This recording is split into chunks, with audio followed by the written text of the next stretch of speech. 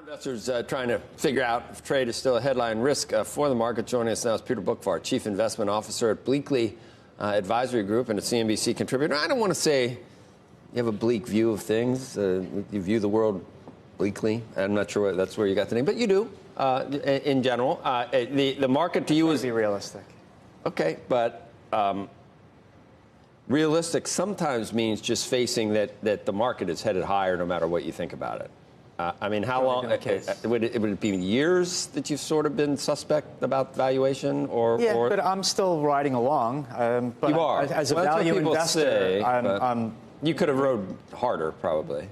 Yeah, I'm not really a tech investor. You know, if I had more tech, then that would have helped. But anything good about things to buy? This deal yesterday, other than, I mean, was it like hitting your head against the wall? It feels good when it stops. Is that the best you can say about? No. I'm extremely happy with the IP protection. I mean, you are. So there is something in the deal for you. Oh yeah, that's not bleak. That's half full. That's pretty good. I have no problem, and I was glad that he challenged China.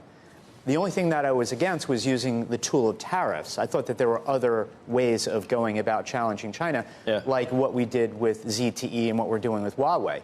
That if we're accusing China of stealing our stuff... Don't do tariffs because that hurts us, but just to kind of shut them down on other ways? Well, if we're accusing them of stealing our stuff, let's go after the people that are stealing. We had ZTE on their knees. Look what we're doing with Huawei. Did you see Navarro's piece on don't sell short the tariffs? He wrote it yesterday. I did. He's going to be on. I mean, he made a lot of points of that.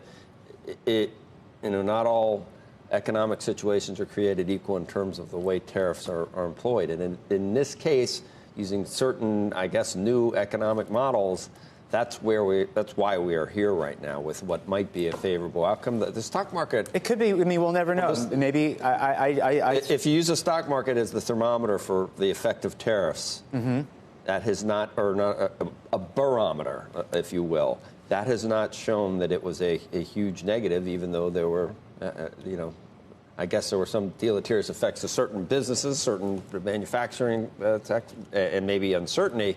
But the market, all it's done is... No, the market's been incredible. You look at the 10-year yield, and let's use that as another market barometer. On December 11th, which was the day before they announced that they finally came to terms, the U.S. 10-year was 1.79. The day of the deal, it went up 10 basis points. 189, and today we're back to 179. Right. So that's one viewpoint on the economic impact. Well, what does that mean? That there were supposed to be big inflationary consequences from tariffs, which would have pushed yields higher. Which didn't have. You're saying that it indicates a global or a slowdown. I'm saying there's still this mediocre global or no growth inflation. Rate. I mean, look at companies are eating the cost of the tariffs. We're seeing that in profit margins. Profit margins in 2019 will be down. And that's the main reason why earnings will be down in 2019. Revenue growth was fine in 2019, or about 5%, but the decline in profit margins is offsetting that. Now, part of that is higher labor costs, no question, but there's some companies that have had to absorb these tariffs. So you're saying full-year S&P profits are what compared to 2018? They'll be down a touch, maybe 1% year over year. But look at the ISM manufacturing. In August 2018, when the tariffs really started to kick in, ISM was close to 61. We just printed a 47. Global trade is basically flatlined. Capital spending is flatlined. So there has been an economic impact. I think to deny that, I think, is mistaken. I'd rather see us grow 3% rather than 2%. And I think not using tariffs could have led us to grow at 3%.